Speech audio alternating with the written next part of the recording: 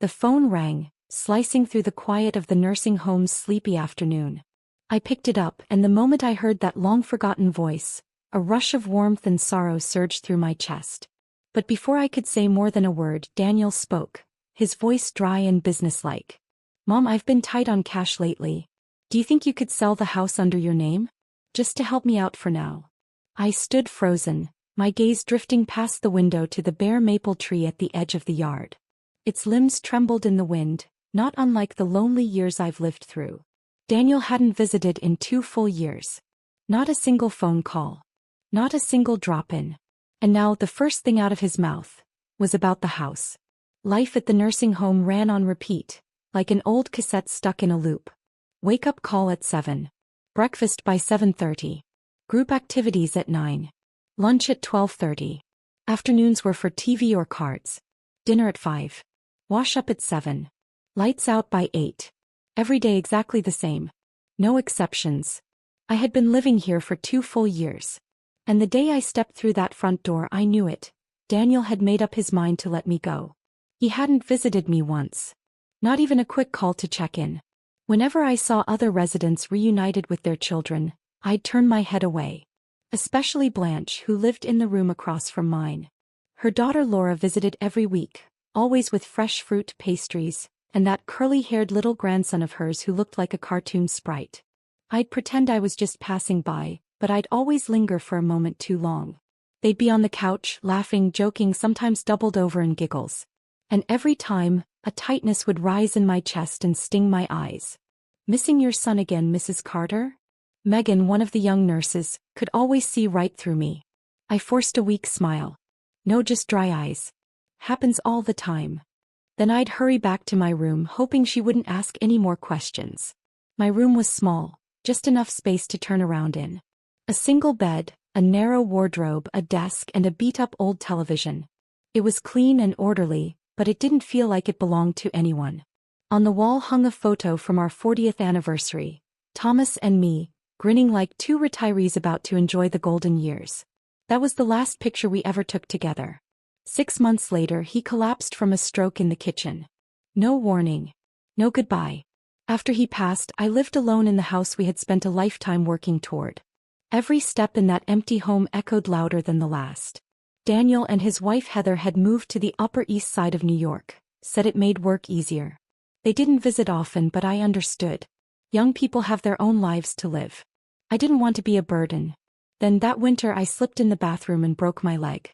Daniel and Heather looked after me for barely a month before suggesting I move into a care facility. "Mom, it's not safe for you to be home alone anymore. At least here there are people to look after you. We'll feel better knowing you're okay," Daniel had said. I didn't argue. I knew caring for an elderly parent wasn't easy. I didn't want to be the weight that tipped their scales. So I came here. He filled out the paperwork, helped me settle in, then left in a hurry. Said he'd visit often, that work was just hectic. That was over 700 days ago. To be fair, life here wasn't as awful as I'd feared. The nurses were kind, the care was decent, and the food was tolerable. Our days were structured. Board games, crafts, a little physical therapy for aging limbs. I made a few friends, people around my age to pass the time with. It wasn't unbearable. But it was never home. What I missed most was the house Thomas and I had built together. Painted together, cleaned together, watched the sapling in the front yard grow into a tree. That house was our foundation, our proof of a shared life. It held the breakfast he made me every morning. The blanket I knitted for his knees in winter. All our love sealed into its walls. We weren't anybody special, just factory workers saving every penny. We didn't earn much, but we never wasted a cent. Every month, a little more into the savings account. By the time we finally got the keys to that house, we were already in our 50s. We gave Daniel the master bedroom so he could grow up in comfort. We raised him in peace, without arguments, without bitterness. And he made us proud. He got into one of the top universities in the state. Landed a job with a global firm after graduation. Good pay, great benefits. When he got married, Thomas and I pooled nearly all our savings to help him cover the down payment for his first home. Back then our hearts were full. We felt like every sacrifice we'd ever made had finally been worth it. Our son had a future. Our love had built something lasting. But people change. Hearts can drift. "Mrs. Carter, it's time for your meds." Megan's gentle voice pulled me out of my thoughts like a hand tugging me back from the past. Thank you, Megan. I quickly wiped the corners of my eyes and stood up. Every afternoon around this time, the nurses made their rounds with medication. Megan, barely in her 20s, had the kind of patience you couldn't teach, especially with residents our age. You seem a little off today, Mrs. Carter, she said kindly, handing me my pill box while pouring a glass of water. Feeling a bit homesick? No, I replied with a soft smile. Just didn't sleep too well last night. Feeling a little off, that's all. I took the pills in one gulp, not wanting to linger. Megan hesitated, then said quietly, "Your son hasn't visited in a long time. Would you like me to help you give him a call?" I waved it off. No need. He's busy with work. Don't want to bother him. She sighed softly and didn't push. I knew she meant well, but some wounds only ache more when touched. Back in my room, I returned to my spot by the window. The courtyard outside shimmered under the dappled light filtering through the thick green canopy. A few residents were strolling slowly, some with walkers, others in wheelchairs being gently pushed by staff. They chatted quietly, faces warm in the sun. Life moved here like a song hummed under one's breath. Soft, steady, easy to miss. And then, out of nowhere, Daniel popped into my mind again. I remembered how Thomas and I used to take him to the park every weekend when he was little. He loved the swings, always begged to be pushed higher. His laughter rang like tiny bells in the wind. But somewhere along the way that laughter changed. Maybe it was when he hit middle school and started building his own world. Maybe it was college when the phone calls home slowed to a trickle. Maybe it was after he got married, when his orbit shifted to another woman, a new family. I opened the drawer in my nightstand and took out the old photo album, the only personal item I'd insisted on bringing with me. Page by page I turned through the years. There he was at the pool, grinning through splashes. There he was in his cap and gown, smiling stiffly at his high school graduation. And there he was on his wedding day, standing next to Heather, beaming like he had the whole world in his hands. I stared at those frozen moments, a lump rising in my throat. "Daniel," I whispered, "do you even remember your mother?" Just then my phone rang. The screen showed a number I didn't recognize. "Hello," I answered cautiously. "Mom, it's me. Daniel." I froze, heart hammering. My palms turned clammy in an instant. 2 years. This was the first time he'd called. "Daniel. It's really you." I blurted out. "I'm doing well, really well. How about you? Work keeping you busy? Are you taking care of yourself?" The questions tumbled out of me, one after another, desperate, as if his voice might disappear if I didn't fill the silence. "I'm okay, Mom. Just been swamped lately," Daniel said, his voice heavy with exhaustion. "You need to take care of your health, sweetheart. Don't overdo it." I hesitated, then added gently, "If you get a chance, maybe come visit? The food here's decent, the place is quiet. I've been doing all right." It was a careful suggestion, but my heart clung to it, hoping he might actually show up. There was a pause on the line. "Mom, I really can't get away right now," he finally said. Then his tone shifted, deeper, hesitant. "Actually, I called because there's something I need to talk to you about." A chill crept over me. "What is it?" I tried to sound calm, but a shadow had already formed in my chest, like a storm cloud thickening just beyond the horizon. "So, I've hit a bit of a financial snag. I was wondering if you could transfer the house to my name. Just for now." He said it so casually, like asking if I felt like grabbing fried chicken tomorrow. I went completely still. 2 years. No calls. No visits. And now his first words to me were about the house? The house Thomas and I saved for our entire lives. The home we built from the ground up in our 50s. The place that held our love, our labor, and the memories I've clung to since he died. And Daniel wanted me to hand it over like it was nothing.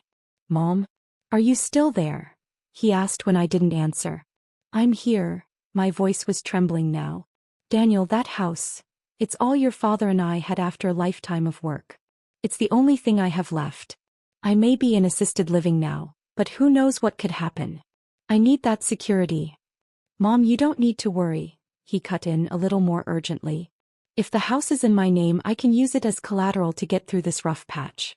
Once things smooth out, everything will be fine. I promise I'll take care of you." His words were smooth, but all I could hear was the cold echo of absence. How could I believe he'd take care of me? He hadn't even managed to show up in 2 years.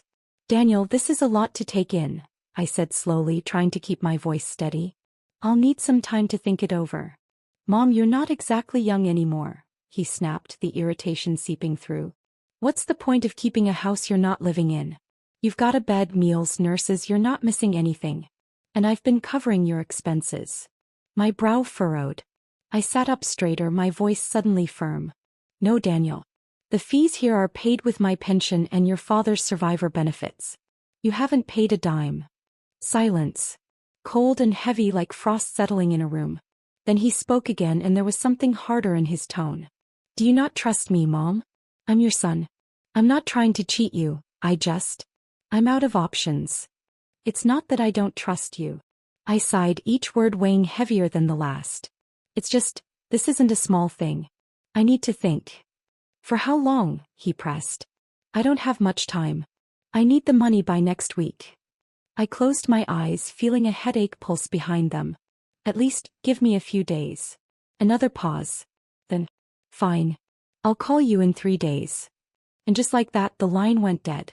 I sat at the edge of my bed, the phone still clutched in my hand like it had turned to stone. The coldness that rose in my chest wasn't just disappointment. It was something deeper. Something that froze me from the inside out. My son had called. Not to ask how I was. Not to say he missed me. But to see what was left of me to take. He hadn't remembered this number because he cared. He'd remembered it because I still had something he could cash in. The tears came slow, welling until they blurred the frame on the wall. I turned to it, to the photo of Thomas and me, our final anniversary. Thomas, I whispered, my voice cracking, since you've been gone, I've tried to be a good mom. I really have. But our son, he sees me as nothing more than an ATM. The next few days felt like my heart had been dropped into a spinning paint tray, every emotion bleeding into the next. Part of me was chilled to the bone by Daniel's words. The house was going to be mine anyway. But another part of me couldn't stop worrying. What if he really was in trouble? What if he truly needed help? After all, he's my son. Mrs. Carter, you haven't been eating much lately, Megan said gently as she knocked and pushed in the lunch cart. I forced a smile. I'm all right. Just a little homesick, I suppose. She narrowed her eyes slightly. Did your son call you again? I nodded without a word. Some things, if you speak them aloud, only deepen the hurt. Sure enough, on the afternoon of the third day, my phone rang again. It was Daniel. Mom, have you made a decision? Straight to the point. I gripped the phone a little tighter and took a deep breath. Daniel, I just need to ask you honestly, why do you need this much money all of a sudden? Did something happen with your business? There was a pause, then a vague, dismissive reply. Yeah, some issues came up. I need to free up some cash. His voice lacked any real urgency, as if he were brushing me off. Mom, can we skip the questions? I just need you to tell me, are you going to transfer the house or not? I tried to slow things down to make him see where I was coming from. Daniel, that house is everything your father and I worked for. I'm scared, son. Something happens to me if I get sick or need more care. What then? I'd have nothing left. Mom, come on. You're in a facility. You're fed, housed, taken care of.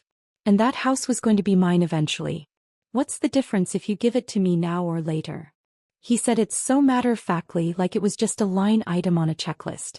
That one sentence, it was going to be mine anyway, cut deeper than anything else. In that moment, I couldn't help but wonder. In his eyes, am I still a person? Or just a walking estate waiting to be liquidated? Mom, don't drag this out anymore. Let's just get the paperwork done, he snapped when I didn't respond. His tone had turned sharp, impatient. I bit down hard, steadying my voice. Daniel, I still need more time to think. Fine, he said. 3 more days. But after that, I need a definite answer. And just like last time, he hung up before I could reply. I slowly set the phone down and sank onto the edge of my bed, numb all over. 2 years without a single visit, and now my son, once the pride of my life, sounded no different from a debt collector, pressuring me to hand over the only thing I have left. He hadn't asked how I was. He hadn't even pretended to care. All he wanted was what was under my name. I stared up at the ceiling and the tears began to fall. One by one, silently. I couldn't believe this was the same boy who used to laugh on the swing set and shout, "Higher, Mommy. Higher." That sweet, giggling voice felt like it belonged to someone else's child now. That night I tossed and turned until morning, sleep never arriving. I weighed everything in my mind over and over again. If I gave him the house, I'd be surrendering my last safety net. But if I didn't, would he do something reckless? Would he cut me off completely? Would he hate me? The next morning, just as I'd finished getting dressed and was about to step outside for some air, my phone rang again. This time it was Heather. "Hi, Evelyn. How are you feeling these days?" Her voice was bright and breezy, as if she were calling with holiday wishes. "I'm fine," I replied curtly. "Just a little back pain lately." "Oh no, you really have to take care of yourself," she chirped, then without missing a beat shifted gears. "So, about what Daniel mentioned yesterday, the house? Have you had a chance to think it over?" I didn't answer her question. Instead, I cut straight to mine. "Heather, what's really going on? Why are you suddenly so desperate for the house?" There was a pause on the other end. Then her voice dropped low, shaky, almost tearful. "Evelyn, I'll be honest with you. Daniel got into some bad investments, and we're in a lot of debt. It's bad. There are people outside our building every day. We're afraid to go home." My brow furrowed, heart sinking. Investment losses? Debt collectors? This was far more serious than what Daniel had let on. "How much do you owe?" I asked, my voice tight. She inhaled sharply, and then came the number. "About 300,000. I felt a chill snake through my chest. 300,000. That was nearly the full value of the house. How did it get this bad? I could barely keep my voice steady as my mind raced through worst-case scenarios. Heather's voice quivered as she explained. Daniel was doing futures trading. He made a little money at first, then the market crashed and he lost everything. He borrowed more to cover the losses, from loan sharks. Now they're banging on our door every day. We don't even feel safe sleeping there." My head buzzed like a struck gong. "And where are you staying now?" "At a friend's place," she murmured. "In their guest room. Evelyn, please, we're begging you. If you sign over the house, Daniel can use it as collateral to get a loan, pay off the debt, and stabilize things. We promise once this is over we'll repay you. We'll make sure you have the best care. Truly." I sat there in silence, the weight of it all pressing down like wet cement. If what she was saying was true, this was a crisis. But if I handed over the house, what did I have left? I was an old woman. My body ached, my balance was shaky, my future uncertain. That house was my last safety net. Without it, who would catch me? "Can you really pay me back?" It was the question I dreaded most, and the one I needed answered. "Of course we will," Heather said quickly, her tone urgent, bordering on frantic. "You're Daniel's mother, he'd never lie to you. Just help us through this and we'll take care of you, I swear. We'll get you the best nurses, everything you need." I leaned against the wall, eyes drifting to the window. Out on the lawn, a couple of squirrels darted across the grass, chasing each other up a tree. And suddenly I felt this deep ache, not for the money or the house, but to simply see my son. Just once. Just to look at his face. "Could you come see me?" I asked softly. "It's been 2 years. I haven't seen either of you in 2 years." Heather hesitated. I could feel the pause stretch. "Evelyn, we really want to, but right now everything's upside down. Once we've handled this situation, we'll absolutely come visit. But please, can we just take care of the house first?" I didn't budge. "I still need a little more time to think." Heather's voice sharpened. "Mom, this isn't the time to think. We're out of time. These people are dangerous. Every minute we wait could cost us everything." But I wasn't shaken. I kept my voice steady. "I understand. I'll get back to you soon." There was a pause on her end, and then, barely masking her frustration, she said, "All right. We'll be waiting for your good news." And the line went dead. I set the phone down and slumped into my chair. The longer I sat there, the heavier everything felt. Was Daniel truly drowning in debt? Or had they crafted an entire performance just to make me give in? I couldn't carry the weight of it alone anymore. So I decided to talk to Blanche, the one person here I truly trusted. Her daughter was a lawyer too. Maybe between her wisdom and her daughter's expertise, I could find some clarity. I knocked gently on her door. "Blanche, can I talk to you for a bit?" She opened it and immediately pulled me inside the moment she saw my face. "Evelyn, sit down." "What happened?" I sat on the edge of her armchair and told her everything Every call, every word, every knot that had twisted tighter in my chest over the past few days. Her expression grew darker as I spoke. "Evelyn, this doesn't sound good," she said bluntly. "Your son hasn't spoken to you in 2 years, and now the first thing out of his mouth is asking for your house? I hate to say it, but it smells like manipulation." "You think they're lying?" I asked, my voice thin and shaking. "I'm not saying they made it all up. But I'd bet good money the debt isn't as bad as they're claiming.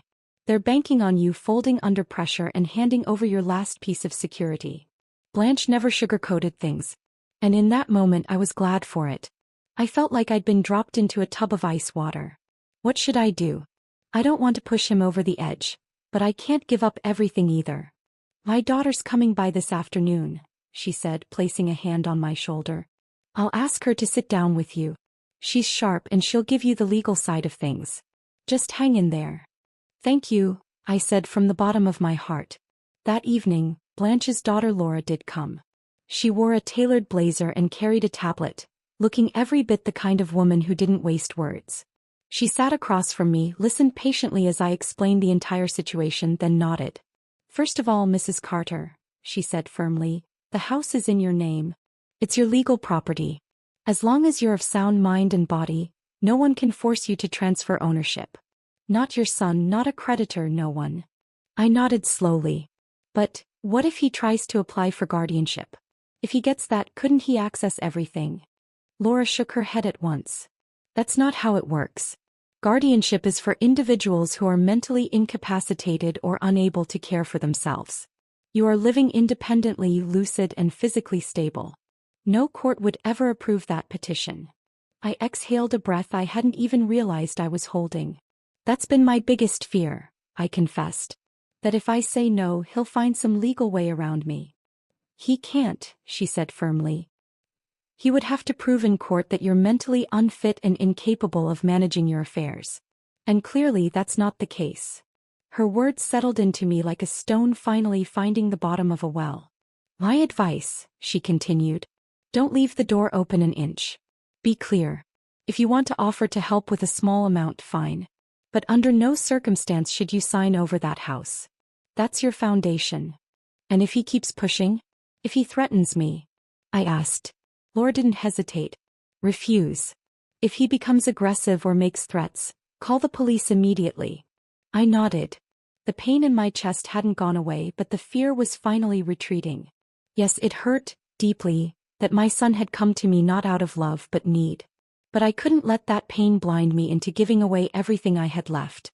3 days later, right on cue, Daniel called again. "Mom, have you made a decision?" Same tone, same bluntness, straight to the point. I took a deep breath. "Daniel, I want to see you in person. Let's talk face to face." "Mom, I'm really busy. I don't have time to go all the way to the nursing home. Just tell me straight, are you going to transfer the house or not?" His voice was cool, dismissive. He clearly had no interest in a visit. My tone hardened.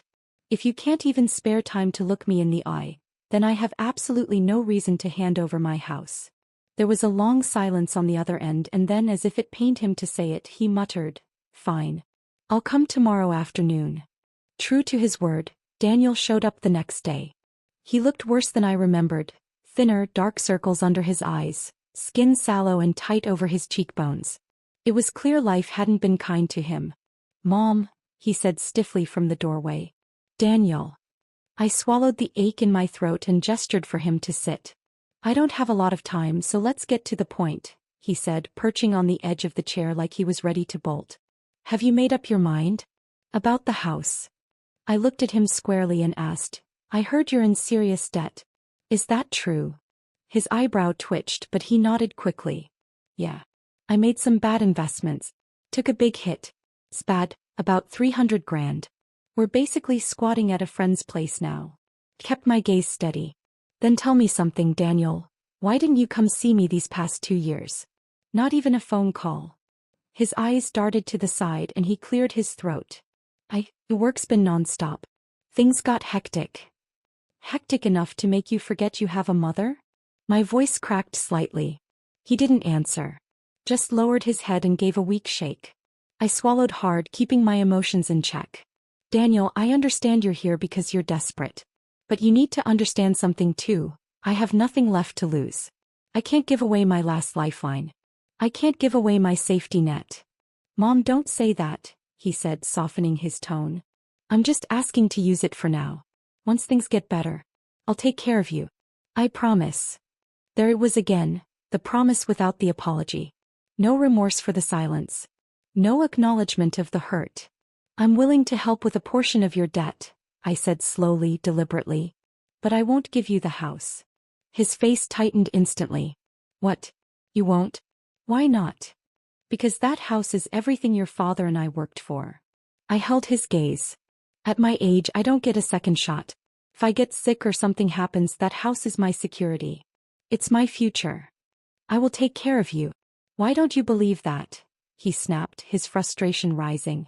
I let out a bitter chuckle. You mean like you've taken care of me for the past 2 years? His face fell visibly sharply. The room went quiet. Mom, are you blaming me? His voice jumped, sharp and defensive. I nodded slowly. Not blaming, just telling the truth. I believe you're my son. But I believe even more that at my age, safety means keeping the keys to my own life in my own hands. God, Mom, you're so selfish. Daniel suddenly burst out, his voice rising with frustration. I'm drowning here and you can't even help me this once? I didn't flinch at his anger. I kept my voice steady, calm. I told you already, I can help you with some money. But the house? Absolutely not. He stared at me, eyes narrowed. How much? 50,000, I said quietly but firmly. He blinked, stunned. Then he slapped his knee hard and barked a humorless laugh, angry, unraveling. 50 grand? That's nothing. I owe 300.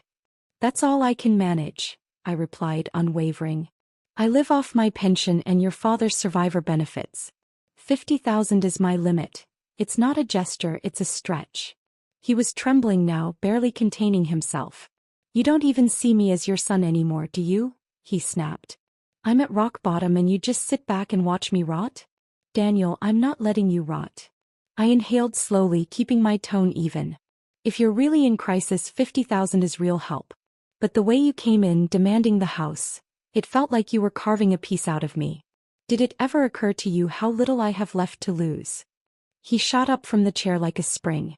I don't want your scraps, he shouted. I want the house. That house is worth 300 grand. It's everything I need to fix this. You could help me, really help me, but you just won't. I stood my ground, staring him down. No. That house is your father's and mine. It's our life's work. It's the only safety I have left. If you won't take the money, then I can't help you. His face turned a shade I'd never seen on him, ashen with rage. In his eyes I saw something terrifying, not just anger but humiliation and threat. He clenched his jaw, voice dropping to a growl. Don't push me, Mom. If you're going to be this stubborn, don't blame me for what happens next. My heart skipped. I gripped the arms of my chair to steady myself. What are you talking about? I asked, raising my voice slightly. I'm your mother. He didn't answer. Just stared at me with a look so cold, so foreign I barely recognized him. A few tense seconds passed. Then he turned sharply, yanked the door open so hard I thought it might come off the hinges. You'll regret this, he spat without even looking back. And just like that he was gone, his footsteps echoing down the hallway until they disappeared. The door slammed behind him with a violent bang, and the silence that followed felt thick, unnatural. I sat there, frozen on the edge of the bed, fingers like ice, chest caved in with the weight of it all. The moment he walked out, the strength drained right out of me. I collapsed back into the mattress like a balloon slowly deflating, limbs heavy, breath short. The door hung half open, but I didn't have the will to close it. I couldn't even remember if I'd slept that night. My mind was a foggy mess, looping the same words over and over again. Don't blame me for what happens next. That one line hung in the air like a blade, invisible and poised, ready to fall. The next morning, Megan pushed open the door with my breakfast tray and froze. Mrs. Carter, did you not sleep last night? Book, unwell. Should I get the nurse? I shook my head slowly. I need a favor, I murmured. Can you help me make a phone call? 10 minutes later, I was seated in the corner of the activity room with a phone pressed to my ear. Laura's calm voice came through on the other end. Are you okay? I need to do something, I said, my voice low and deliberate. I can't just sit here and let my son back me into a corner. Laura didn't hesitate. I understand. Then let's take 2 immediate steps. 1, we'll establish a protective trust for the property. 2, we'll freeze any transfer or authorization on the house. That's the safest way to secure your rights. Later that morning, she took me to the bank that worked with the nursing home. The branch manager and a notary guided me through the process. We transferred my accounts, froze any transfer rights, and revoked every prior authorization linked to Daniel's name. You're protected now, Laura said softly as we left. From today on, no one touches that house. Not a brick, not a blade of grass without your consent. I nodded and something sharp and clean passed through my chest. It wasn't pain. It was clarity. By the time we returned to the facility, my legs were trembling but my spine was straight. Blanche spotted me from the windowside table in the dining hall and hurried over. You went to the bank? She asked, eyes gleaming. Good for you, Evelyn. That was exactly the right move. I gave her a wry smile. I used to think endurance was a mother's virtue. But now I know, if you don't defend your line, it will swallow you whole. That evening, Megan brought my dinner and leaned in with a quiet voice. Mrs. Carter, someone called the front desk earlier. Said they'll be visiting you tomorrow. The name they gave was Daniel Carter. I nodded. No surprise there. This time I would be ready. Daniel arrived the next afternoon, right on schedule. But he wasn't empty-handed. He carried a bag of fruit and a manila folder labeled Family Authorization Agreement. When Megan called to let me know he was at the front desk, her voice was hesitant. Mrs. Carter, your son's here. He says he's here to visit, but he's not in the best mood. Let him in, I said calmly. The door creaked open. Daniel stood there in a wrinkled suit holding a bouquet of flowers, looking for all the world like someone trying to play pitiful and presentable at the same time. Mom, he said with a tight smile. I thought about yesterday. Things got too tense. I see now I was wrong. I should have come to see you more. Daniel, I said gently, gesturing to the chair. Sit down. He set the flowers on the table and placed the file in front of me. I had a friend help me draw up a simple family property agreement. Nothing complicated, just something that gives me authorization to use the house as collateral. It won't affect your living rights at all. He tried to sound calm, even reasonable. But his eyes betrayed him, darting, restless, too hungry for a yes. I didn't touch the file. I've retained legal counsel, I said softly. The house is now in a trust. The assets are frozen.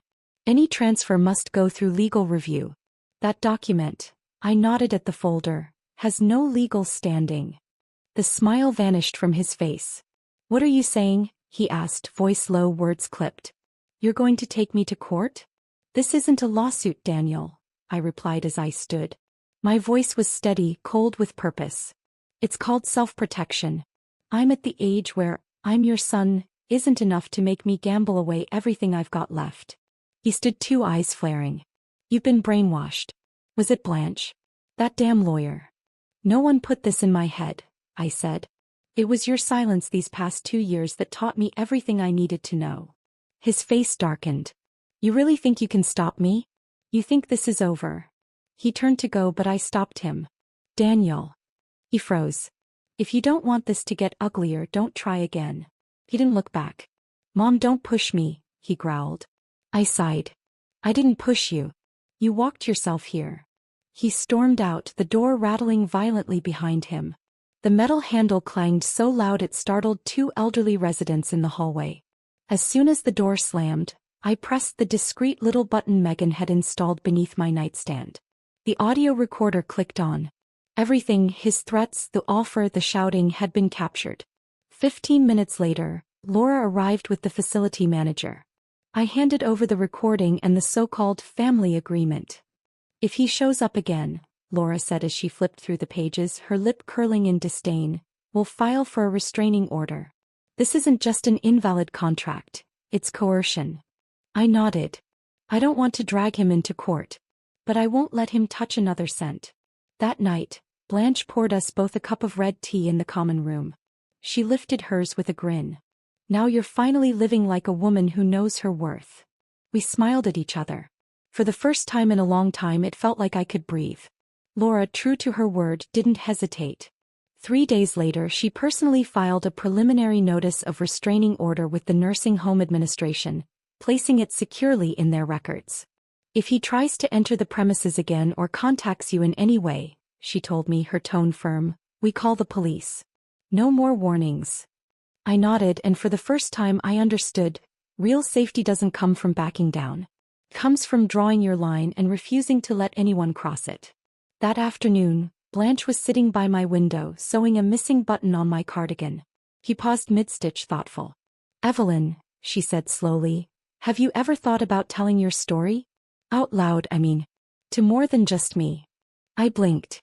You mean, the other residents? No, she said, setting down the needle and thread. Her eyes were serious. I mean the whole city. Your story isn't just yours. It's ours. Every woman our age who's been used, overlooked, or left behind. You have a voice now. Use it. Laura nodded beside her. I know a few local radio hosts, even some social media platforms with outreach to older audiences. If you're willing, we can keep your name private, but your story, it could help a lot of people. I didn't give an answer that day. But I didn't sleep that night. And the next morning I said yes. A week later, I sat in the nursing home's meeting room facing a microphone.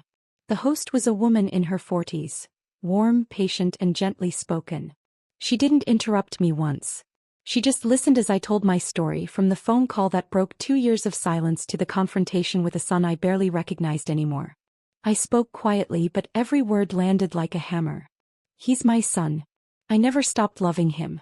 But love doesn't mean handing over your life. We women, we spend our youth giving to everyone else. Then we get old and we're called a burden. And just when we think we've earned peace, they come for the last thing we have left, our security. When the recording was over, I returned to my room and thought it would end there. But 2 days later, the whole nursing home was buzzing. Did you hear? Evelyn's the one from that podcast. God, her son is a monster. My daughter said that episode's already gone viral. Over 100,000 plays. Megan burst into my room, cheeks flushed with excitement. Mrs. Carter, you're famous. The local senior advocacy network wants you as a guest consultant. I couldn't help but laugh. I didn't know sharing my story could turn into a media event. But the real shock came the next day, when Blanche rushed into the activity room, practically dragging me by the sleeve. You're not going to believe this, she whispered. One of the visitors here, middle-aged lady, nice coat, basket of flowers, was talking about your son. Apparently she used to work for Daniel. And while chatting with another resident, she'd casually said, I worked at Daniel Carter's firm a few years ago.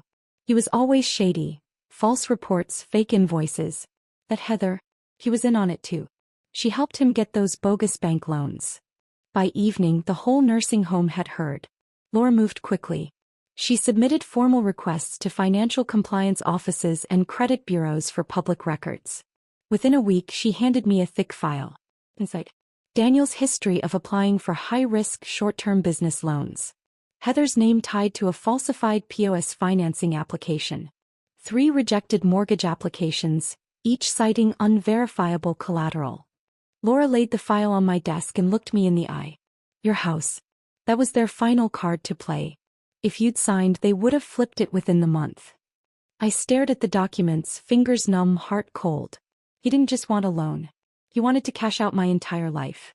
That night, I signed the official request for a no-contact protective order against both Daniel and Heather. 4 days later, I received the court's confirmation. Effective immediately, Daniel Carter and Heather Morris were legally barred from coming within 500 feet of me or the facility, and forbidden from initiating any form of communication. I felt no joy. Only a long-delayed stillness.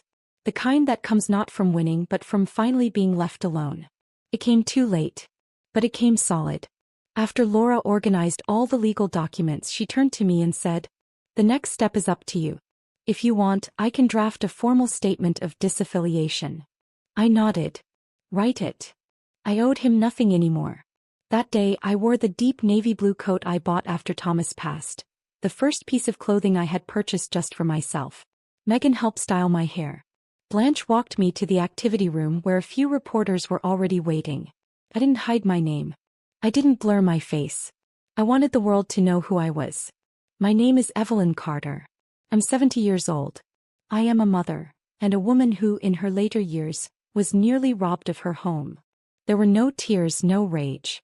Just my voice, calm, unwavering, as I laid out the years of silence and heartbreak. I spoke of the woman who had been treated like an ATM, and the moment she finally stood up and took it all back. The interview aired and exploded across the community. The TV station received thousands of messages, letters, emails, voice notes. Many came from women just like me. One said, "I never dared say no to my son. You helped me realize that's not love, it's fear." Another wrote, "Thank you for speaking up. You gave me permission to stop turning love into sacrifice." The nursing home got a call from the local Senior Rights Coalition. They wanted to collaborate on creating a support group, Late Life Protection Circle, with me as a founding advisor. Blanche teased me that night. "You're our lighthouse now, Evelyn." I smiled. "I'm not a lighthouse," I said quietly. "I've just been quiet too long. It's time I started speaking." Laura suggested something else. "Remember that $50,000 you planned to give Daniel? What if we used it to start a legal fund for seniors in situations like yours?" I paused. The idea settled in my chest like something solid and right. "Yes," I said. "Let his greed fund someone else's dignity. That's far more useful than putting it in his hands." And so the Evelyn Grant was born. 3 weeks later, I received a letter from Daniel's attorney. He was attempting to appeal the trust and challenge my mental competence, aiming to regain access to the property. The court dismissed the case that very afternoon. The reason was brief and resolute. The petitioner's claims are unsubstantiated and appear to be motivated by clear financial intent. I signed the court response with a steady hand. No tremble. No second-guessing. I never expected to start over at 70. But I did. Not by marrying again. Not by moving into a better home. But by finally gaining something I had never truly possessed. A voice. Within the first month of launching the Evelyn Grant, we received over 100 letters. Some were from women trapped in homes that had been signed away to their children. Others were from single elders, emotionally manipulated and verbally abused by daughters-in-law, with no proof and no recourse. I couldn't manage every case personally, but I replied to every letter. Laura organized a volunteer legal team. Blanche helped screen the cases. I reviewed and signed the funding approvals. I had never been this busy in my life. And I had never felt so grounded. Every dollar went toward protecting her. Her meaning all of us. And I didn't stop there. I was invited to speak at a city council hearing on financial abuse against elderly women. Standing at the podium, I shared how love can be twisted into leverage, how "you owe me" becomes a weapon. I said, "You cannot hand over everything just because your child asks. That's not compassion. That's surrender." There was a round of applause. And in the back row, I saw a few young women wiping their eyes. They weren't crying for me. They were crying for their mothers. That night, back at the nursing home, Megan handed me a postcard. It was from Nebraska. A woman I'd never met had written, "I saw your story. You helped us understand saying no is not betrayal. Keeping something for yourself is a way of staying alive." I pinned the card to the wall above my desk, right next to the photo of Thomas. From that day on, I began writing my will. Not the legal document. I'd already taken care of that. But a letter. A public letter. My name is Evelyn Carter. I have a son who once tried to trade emotional guilt for my life savings. I don't hate him. But I refuse to surrender my dignity and my rights in the name of blood. From this moment forward, everything I own will belong not to family ties, but to trust and to value. If you're going through what I did, remember this. You are not their ATM. You are your own person. That letter was printed on the very first cover of the Civil Rights Club's monthly journal. Yes, we started a publication. We called it Granny's Voice. Blanche came up with the name. He said it sounded like an old blues song. Every issue featured one elder telling her story of awakening. We shared legal resources, mental health strategies, and a full-page column called "Saying No is Right." We began in a borrowed meeting room. Later, with support from the city, we rented a red brick building downtown. We turned it into something real. A cozy reading nook, a legal hotline office, and a little kitchen we named Slow Brew Cafe, where tea was always free for women seeking advice, or just a quiet place to sit. I woke up every morning at 6. Took a few careful steps with my cane to that red brick building. I sorted letters. Signed approvals. I didn't have time to grow old. As for Daniel, I only heard about him once more in a reporter's brief mention. His company had come under investigation for tax fraud. Heather had filed for divorce. Both were now deep in debt. He never came back. And I didn't wait for him. I didn't hate him. I simply laid that part of my life down, gently, like folding a worn-out coat and placing it in the quietest drawer. The day our story reached its 100th chapter, the nursing home hosted a spring fair. I wore the sky-blue dress Blanche picked out for me. We set up a table in the garden, selling copies of our Granny's Voice 100th issue. A young reporter approached me and asked, "Mrs. Carter, what do you most hope people learn from your story?" I smiled. I hope they learn how to say no. And then I hope they learn how to say, "I deserve to start over." The sunlight rested gently on my white hair. And in the breeze I heard it, soft chirp. It was Thomas's voice, carried by the wind. "You did good.